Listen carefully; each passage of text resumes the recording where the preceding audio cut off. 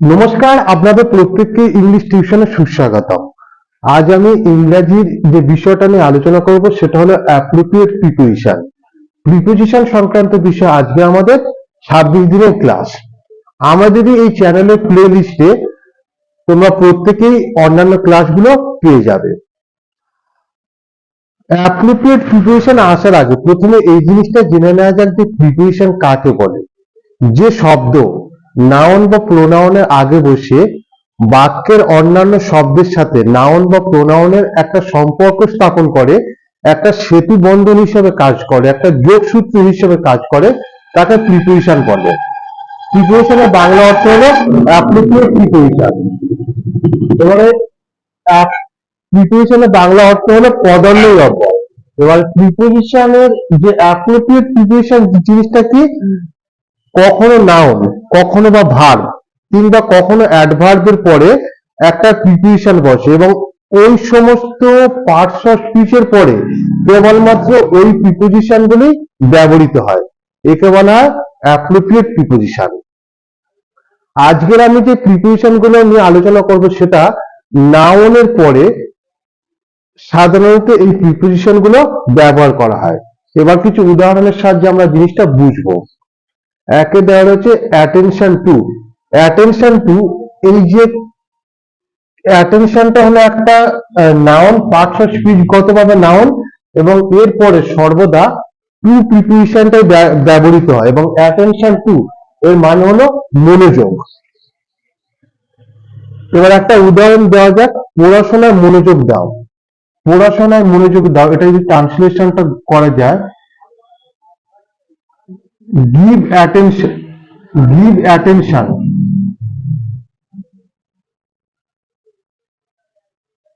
give attention। আচ্ছা একটু দাঁড়াও, just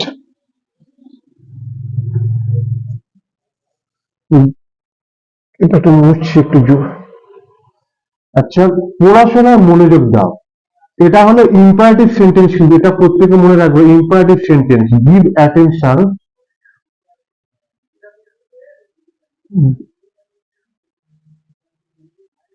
give attention to your lesson, LESSONS, lessons। পড়াশোনায় মনোযোগ দেয়, এটা কিন্তু যদি বাক্যের দিক থেকে বিচার করা যায়, এটা এটা কি বাক্যের দিক থেকে যদি এটাকে যদি ইম্পারেটিভ সেন্টেন্স। ইম্পারেটিভ সেন্টেন্স কাকে বলে? যে বাক্যের মাধ্যমে আদেশ, অনুরোধ, উপদেশ, নিষেধ ইত্যাদি বোঝা তাকে ইম্পারেটিভ সেন্টেন্স। অর্থাৎ এই বাক্যের মাধ্যমে পড়াশোনায় মনোযোগ দাও মানে এটার মাধ্যমে কাউকে উপদেশ দেওয়া বোঝাচ্ছে বা কাউকে পরামর্শ দেওয়া বোঝাচ্ছে। এবং ইম্পারেটিভ সেন্টেন্সে বাক্যগুলো সাধারণত সাবজেক্ট উজ্জ থাকে, সরাসরি ক্রিয়াপদ দিয়ে শুরু হয়। এর পরের উদাহরণটা একটু খেয়াল, হ্যাঁ, এবং এই বাক্যে অ্যাটেনশন টু, অ্যাটেনশন টু এটা হলো অ্যাপ্রোপ্রিয়েট প্রিপোজিশন, এর বাংলা অর্থ হলো মনোযোগ। এর পরের যে প্রিপোজিশনটা খেয়াল করে দেখো, অথরিটি ওভার। অথরিটি ওভার মানে কর্তৃত্ব, অথরিটি ওভার মানে কর্তৃত্ব। অথরিটি ওভার, অথরিটিটা হলো একটা পার্টস অফ স্পিচ গতভাবে নাউন এবং এরপরে সর্বদা ওভার প্রিপোজিশনটা ব্যবহার করা হয় এবং অথরিটি ওভার এর বাংলা অর্থ হলো কর্তৃত্ব। এবার একটা জিনিস আমি বলি যে অথরিটির পরে সাধারণত ওভার, অন এবং ফর এই চারটে প্রিপোজিশন কিন্তু ব্যবহার করে এবং যখন ভিন্ন ভিন্ন প্রিপোজিশন ব্যবহার করা হবে তার অর্থটাও কিন্তু ভিন্ন ভিন্ন ভাবে প্রকাশিত হবে। তো এখন অথরিটি ওভার এর বাংলা মান হলো কর্তৃত্ব, আর পরের যে দুটো যখন আলোচিত হবে তখন ওই পরের দুটো নিয়ে আলোচনা করব। এর একটা উদাহরণ হলো, তোমার উপর আমার কোনো কর্তৃত্ব নেই। I have no authority, কর্তৃত্ব মানে কি অধিকার, অধিকার নেই, ঠিক আছে। I have no authority, AUTHO, authority, RITY, I have no authority over you। I have no authority over you, মানে তোমার ওপর আমার কোনো কর্তৃত্ব নেই। এই যে অথরিটি ওভার, এটা অ্যাপ্রোপ্রিয়েট প্রিপোজিশন এবং এর যে বাংলা অর্থ হলো কর্তৃত্ব। পরের প্রিপোজিশনটা খেয়াল করে দেখো, 3 নম্বরটাও কিন্তু অথরিটি দিয়ে শুরু হয়েছে, তবে এরপরে ওভারটা নেই, এরপরে রয়েছে অন। অথরিটি পর যখন অন প্রিপোজিশনটা ব্যবহার করা হবে, তার মানে হলো পণ্ডিত, মানে কেউ একজন কোনো বিষয়ে তার অসাধারণ জ্ঞান রয়েছে বা একটা বিশেষ জ্ঞান রয়েছে, এইরকম ব্যক্তিকে পণ্ডিত বলা হচ্ছে। তাহলে অথরিটি অন এর যে বাংলা মানে হলো পণ্ডিত। এর একটা উদাহরণ খেয়াল করে দেখো, ইংরেজিতে তিনি একজন পণ্ডিত ব্যক্তি, মানে ইংরেজিতে তার ভালো জ্ঞান রয়েছে। এটা যদি ট্রান্সলেশনটা করা যায়, তিনি ইংরাজি কি he is an authority, AUTHO authority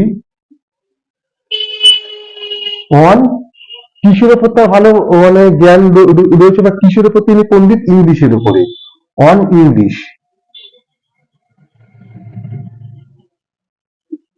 ENGLISH। He is an authority on English, মানে তিনি ইংরাজিতে তিনি একজন পণ্ডিত ব্যক্তি। এখানে এই অথরিটি অন এর বাংলা অর্থ হলো পণ্ডিত। পরের যে 4 নম্বর অ্যাপ্রোপ্রিয়েট প্রিপোজিশনটা রয়েছে, সেটাও কিন্তু অথরিটি দিয়ে শুরু হয়েছে। তাহলে অথরিটি ফর, প্রথমটা দেখেছিলাম অথরিটি ওভার মানে কর্তৃত্ব, তারপরটা অথরিটি অন মানে পণ্ডিত, এরপর অথরিটি ফর, অথরিটি ফর মানে কোনো জিনিসের প্রমাণ অর্থাৎ প্রুফ, কোনো জিনিসের প্রমাণ অর্থাৎ প্রুফ, যেটাকে আমরা প্রুফ বলি। আচ্ছা, এর একটা উদাহরণ খেয়াল করে দেখো, এর একটা উদাহরণ হলো, এইরকম একটা বক্তব্যের প্রমাণ তার কাছে নেই। সে যে একটা বক্তব্য বলছে, এইরকম বক্তব্যের প্রমাণ তার কাছে নেই। এটা উদাহরণটা, এটা ইংরেজিতে কি হবে? হি হ্যাজ নো, নো মানে জানা, আর KNOW নো মানে নো মানে না, আর KNOW নো মানে জানা। দুটোর উচ্চারণ একই রকম হলো, বানান আলাদা। এবং এই জাতীয় শব্দ নিয়ে আমার এই যে চ্যানেলে আরো অন্যান্য ভিডিও রয়েছে, তোমরা চাইলে প্লে লিস্ট খুলে ভিডিওগুলো দেখতে পারো। তাহলে নো মানে না, আর KNOW নো মানে জানা। He has no authority, AUTHO authority, he has no authority for such a statement,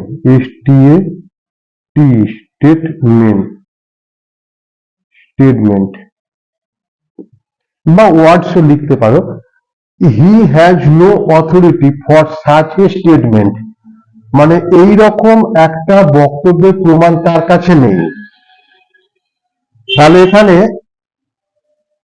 authority for, এটার বাংলা মানে হলো প্রমাণ।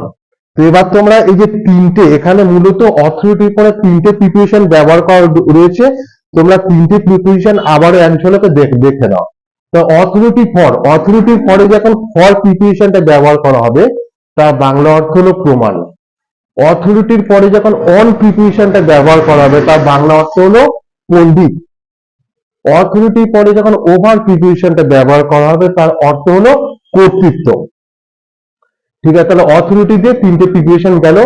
এরপরে 5 নম্বর প্রিপোজিশনটা দেখো, অ্যাসপিরেশন ফর বা আফটার। অ্যাসপিরেশনের পরে ফরও বসতে পারে, আবার আফটারও বসতে পারে।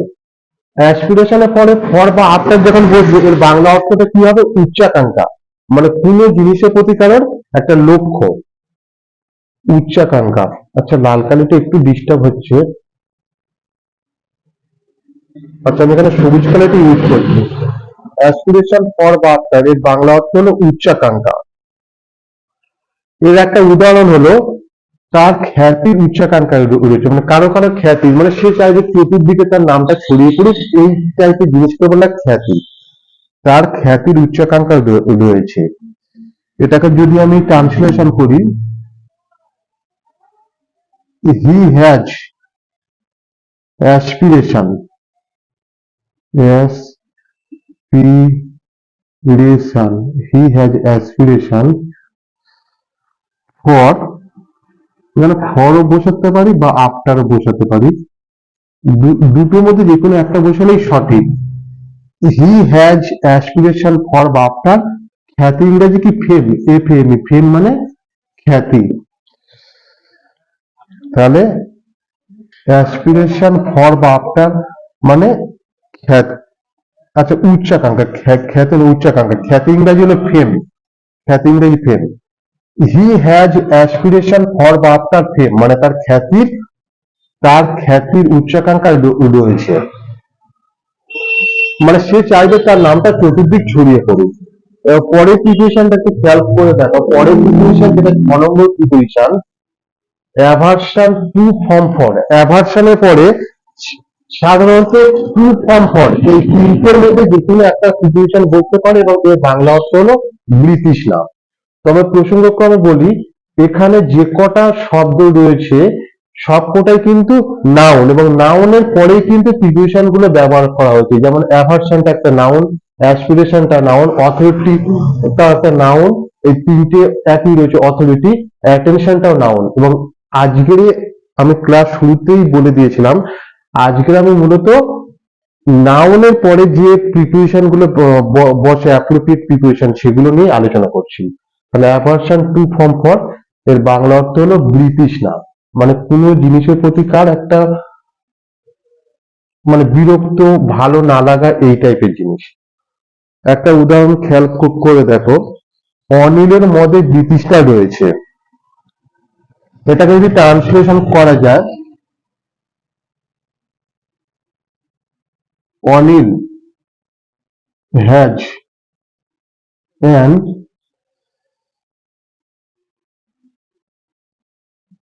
Aversion, Anil has an aversion to